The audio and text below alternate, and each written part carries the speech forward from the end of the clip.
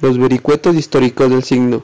En esta exposición encontraremos un panorama histórico de la noción de signo y su evolución a lo largo de los siglos en el pensamiento occidental. Los signos en la filosofía griega. En la cultura griega de la antigüedad se hablaba de los signos dándole el término diversos significados.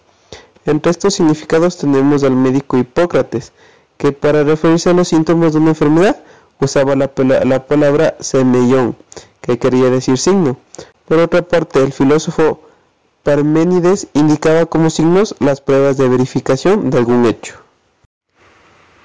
Aristóteles. La posición del filósofo Aristóteles contrasta con la de Platón. Afirma que es posible conocer la verdad, aunque hay grados de mayor o menor acercamiento a la misma.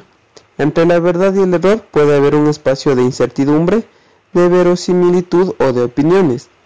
La retórica planteada por Aristóteles es una técnica y es el arte para comunicar con claridad los argumentos y las explicaciones que hacen creíbles las cosas que queremos afirmar.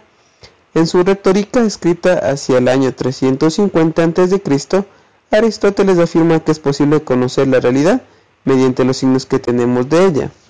En el citado sobre la interpretación, Aristóteles sostiene que las palabras en sí mismas no son ni verdaderas ni falsas, solo designan cosas y por eso son símbolos convencionales para nuestra mente.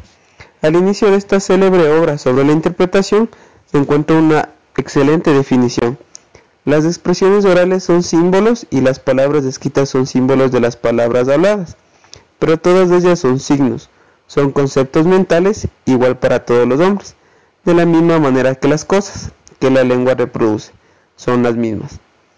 Por la naturaleza y según su sonido, una palabra no tiene ningún significado, solo adquiere uno cuando se convierte en símbolo, el significado que la convención establece. Para Aristóteles, el signo es propiamente la idea que tenemos en la mente, y que por ser universal compartimos con nuestros semejantes, en forma convencional. Las palabras representan los objetos. En conclusión, la reflexión de Aristóteles sobre el signo es rica, pero no logra definirla claramente en relación con todos los movimientos y con la retórica del lenguaje, ni tampoco hace una clasificación clara de los signos. Los estoicos. Los estoicos, en su aporte más importante, consistió fundamentalmente en intuir por primera vez, aunque de manera no totalmente clara, a causa de las premisas filosóficas en que basaron su pensamiento, la distinción entre signo, significante y significado, casi anticipándose a las modernas doctrinas semióticas.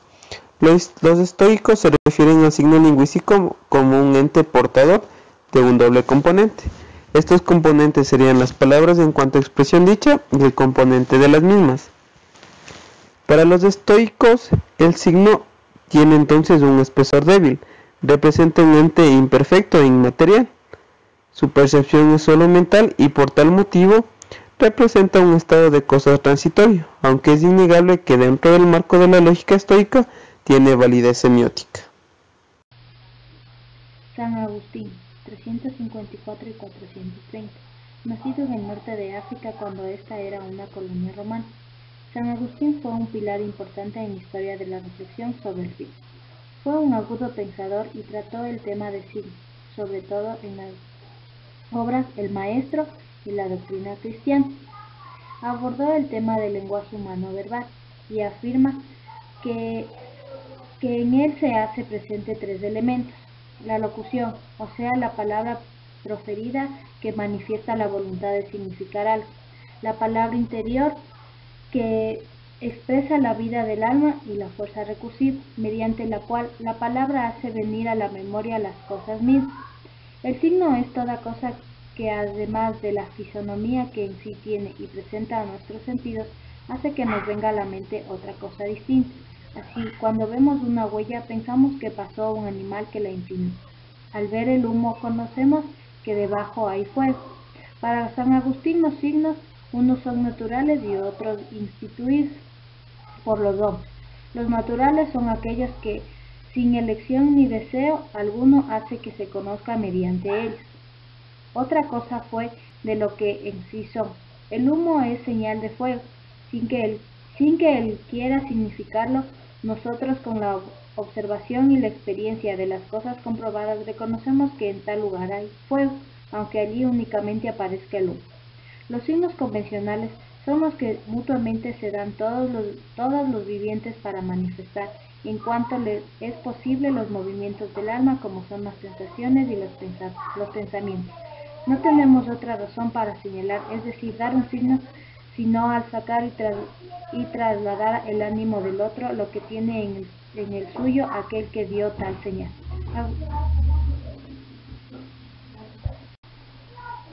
El medioevo. Los pensadores del medioevo recogieron las ideas estoicas de los signos y profundizaron con sumo interés su estudio. Durante estos siglos dominaba en Occidente la filosofía escolástica, la cual reconocía tres ciencias: la ciencia natural, la filosofía moral y la lógica. Esta última era la doctrina de los signos.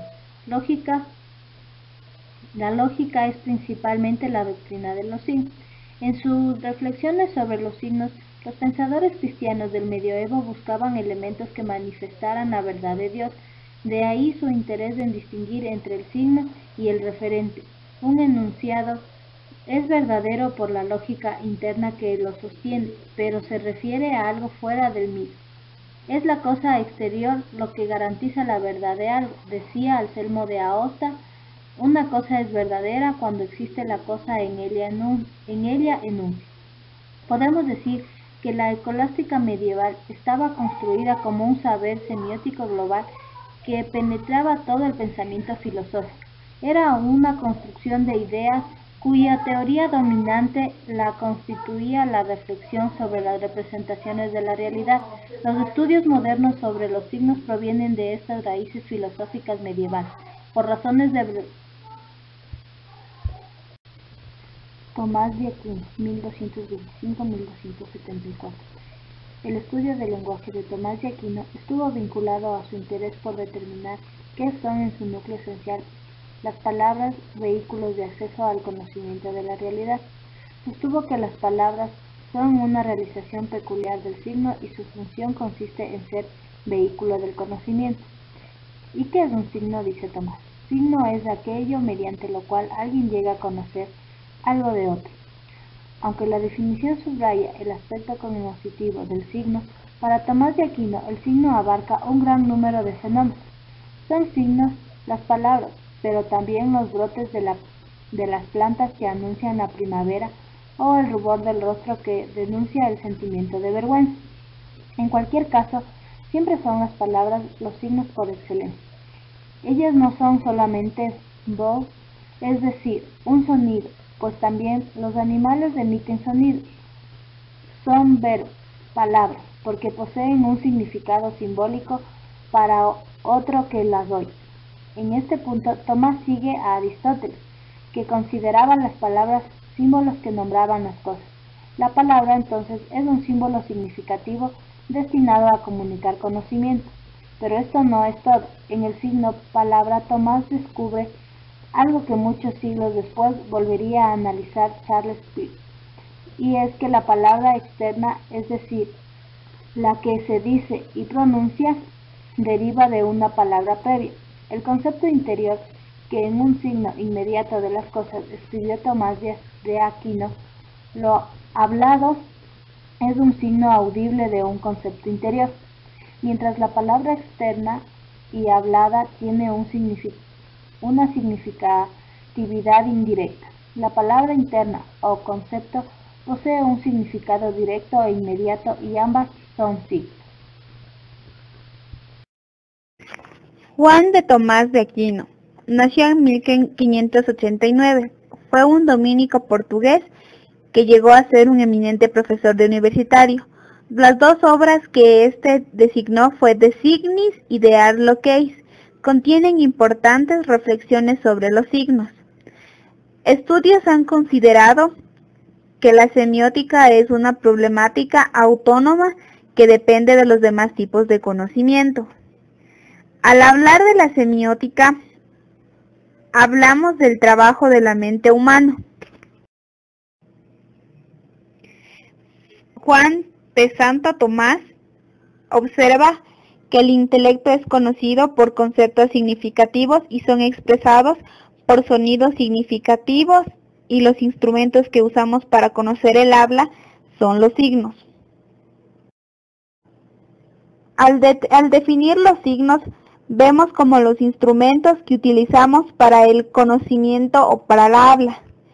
Juan de Santo Tomás afirma que los signos son nuestras experiencias sensoriales y que nos dan la forma de comunicación intersubjetivas humanamente. El signo contiene dos facetas para Juan de Santo Tomás. La primera faceta es un medio de un vínculo de comunicación, y otra faceta interior que es la forma y la cognitiva, ya que sirve para guiarnos y dirigir a la mente el conocimiento de las cosas, es decir, darnos cuenta de lo que nosotros hacemos y nos permite adaptarnos al mundo. Siglos XVII y siglo XVIII. De estos siglos vale la pena destacar algunos hitos de interés para la semiótica. El francés René Descartes nació en 1596 y murió en 1650. Él extendió hasta la lingüística de Saussure a los inicios del siglo XX. Hablaremos de la tesis de Saussure, que la divide en dos. Este opina que en el mundo hay dos tipos de seres de sustancias: la sustancia inmaterial, que es el pensamiento y que le da consistencia a nuestros conocimientos, y los seres materiales, que caracteriza a toda la materia que ocupa el espacio. Además, dice que el alma o la mente tiene conciencia y libertad de sí mismo. Habla sobre la base de estos presupuestos que apoyan el principio geonológico. Descartes también hace la división dualista, que está establecida en mente y cuerpo. Fue uno de los elementos que integró la corriente racionalista. Esto postuló según el cual la racionalidad deductiva es el único medio válido para construir el saber científico. La lingüística impulsada por Port Royal aplicó el sistema cartesiano de las ideas innatas, es decir, la presencia a priori de conceptos de la mente. Esto tiene como idea la experiencia. Señala que nosotros tenemos que basarnos en una experiencia para poder señalar la incertidumbre que se lleva. Los lingüísticos de Port Royal toman como referencia la gramática general. Dice que esta es aplicable a todas las lenguas. Así dice que el lenguaje se convierte en un reflejo del pensamiento y las leyes del pensamiento son iguales a las personas. Es decir, que nosotros creamos nuestros propios signos para estructurarnos y poder fomentarlos a través de la lengua. Thomas Hobbes, el empirismo inglés. Este destaca sus doctrinas políticas. Según Hobbes, toda la realidad es corpórea y podemos aplicarlo al método de las operaciones matemáticas. Este también nos habla sobre que las palabras son propias, los signos y las ideas están antes que las cosas. Es la lógica de la ciencia que enseña una correcta combinación. Hobbes afirma que las ideas universales no son más que palabras.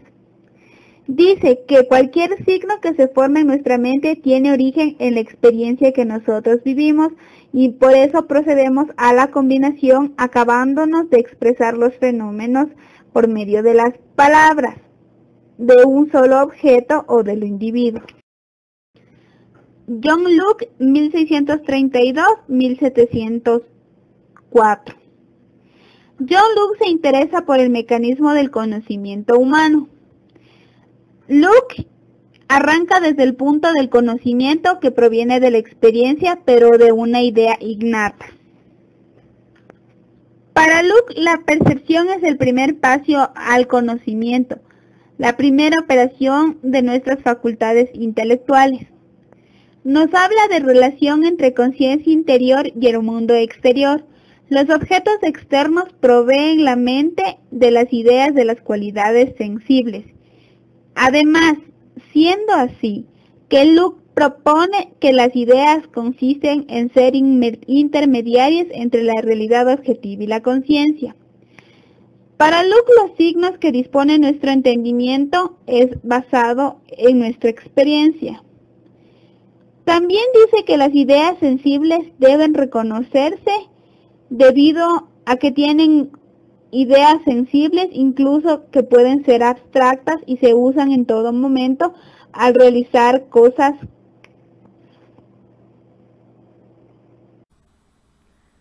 Berkeley fue un pastor protestante profundamente religioso. Berkeley elaboró una teoría del conocimiento adoptando el procedimiento empirista de Luke. Es conocido el axioma filosófico de Berkeley. Dicho axioma es: el ser es aquello que percibimos. La realidad consiste tan solo en las sensaciones percibidas, porque las sustancias no existen y carecen de objetividad. Por lo tanto, cualquier idea o imagen solo puede ser particular y concreta de la realidad que percibimos.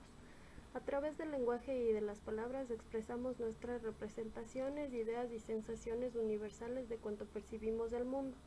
Los signos no desempeñan un rol intermediario entre la realidad y nuestra mente, porque las cosas son nuestras mismas percepciones y las palabras solo están para nombrar a estas. Jean-Baptiste Vico. Este autor propone la valoración de la ciencia histórica y humana, a la que dedica un largo y agudo análisis. Este análisis constituye soporte principal a la ciencia moderna. Vico sostiene que el ser humano tiene una dimensión histórica y expresiva, por lo tanto, en la sociedad, la lengua debe ser un gran testigo de las costumbres de los primeros tiempos del mundo. Una de las características de la cultura de la Ilustración o iluminista ha sido su interés por los problemas del lenguaje. Al poner su atención en la razón humana y las funciones de la mente para construcción del saber científico, era lógico que las cuestiones del conocimiento estuvieran unidas a la lengua que las expresa. Paulatinamente fue originándose y estructurándose la ciencia del lenguaje, cuyos temas emergentes fueron el origen y la historia del lenguaje humano.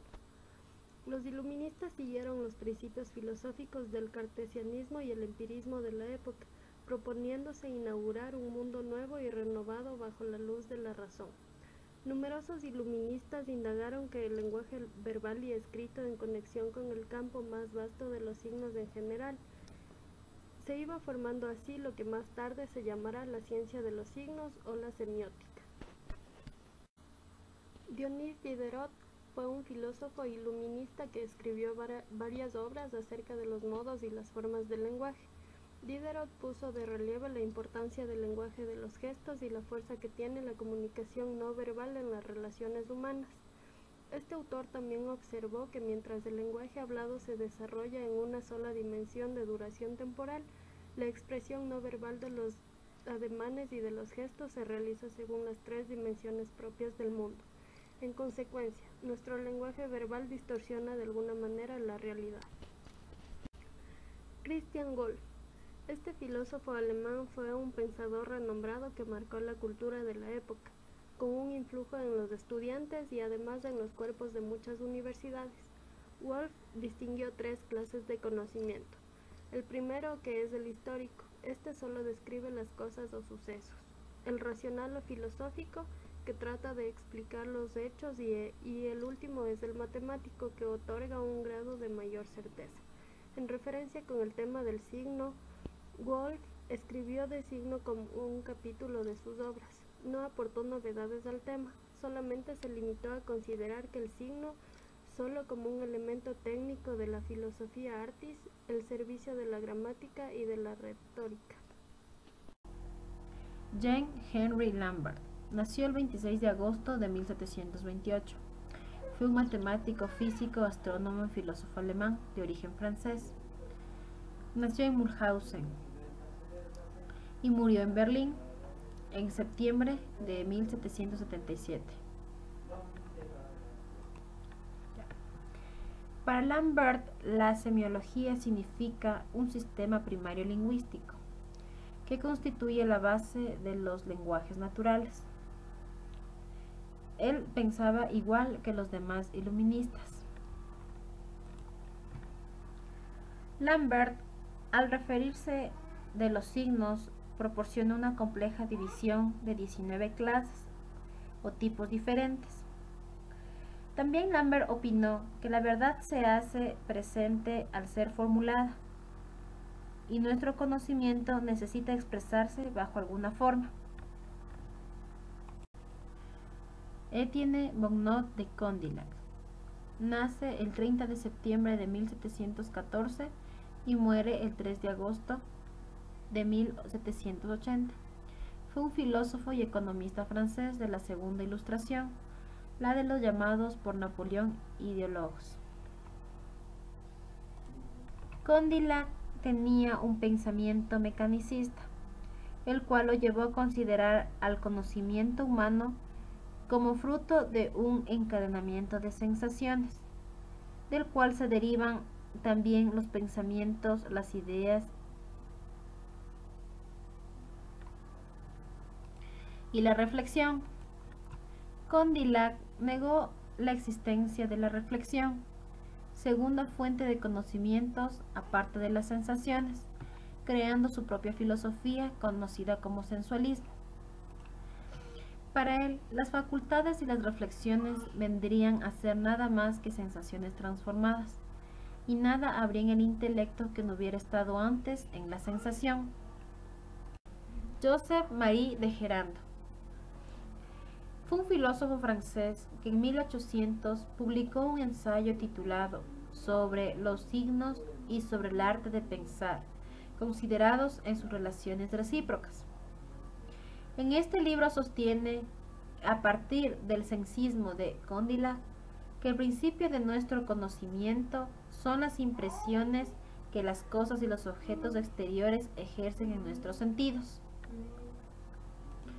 También nos decía que el sentir es meramente un acto pasivo. Cuando nosotros tomamos activamente conciencia de las sensaciones, vamos pasando poco a poco al nivel del lenguaje, cuyos signos utilizamos para comunicarnos y ampliar nuestros conocimientos de la realidad.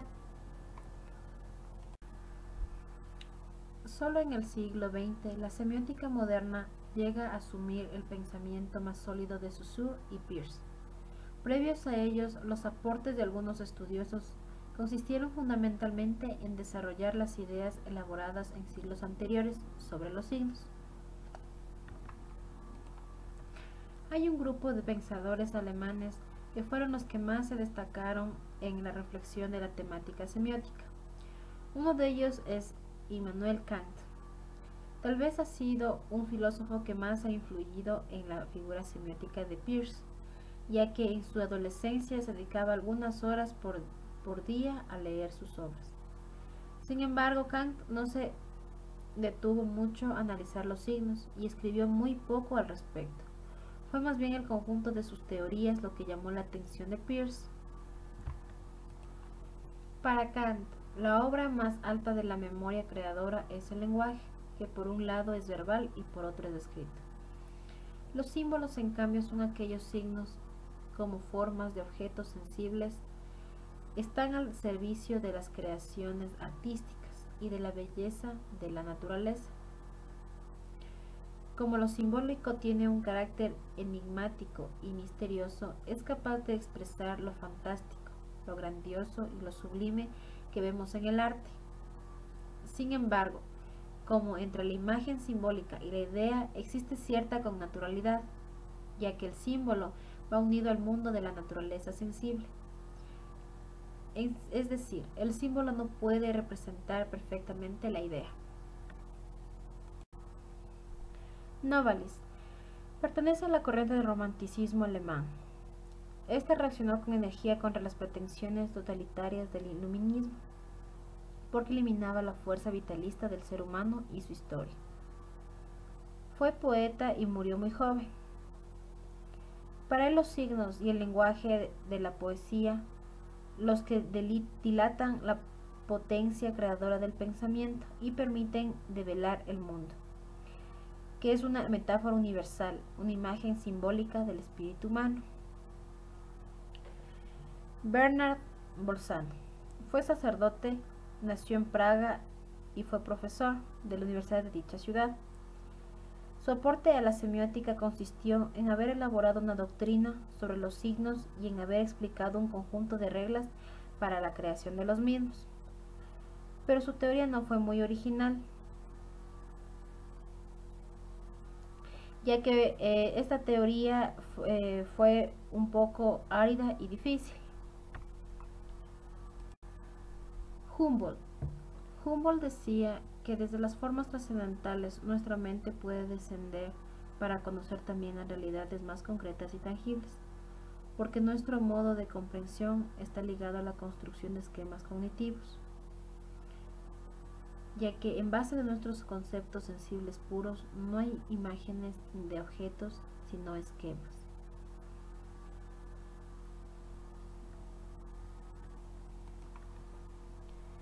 Hegel fue el más grande filósofo moderno. Para Hegel, la vida del espíritu se despliega verticalmente desde la esencia del ser, de lo absoluto hacia abajo, hacia la naturaleza, hacia el alma individual, natural, sensitiva y real. La conciencia sensible llega al conocimiento de las cosas, a través de pasos que van desde un umbral primero, que es la sensación, y luego la percepción, hasta el entendimiento. Para Hegel, los signos están en el estadio de la percepción inmediata, donde los objetos se captan a través de algo que sustituye en forma de representación.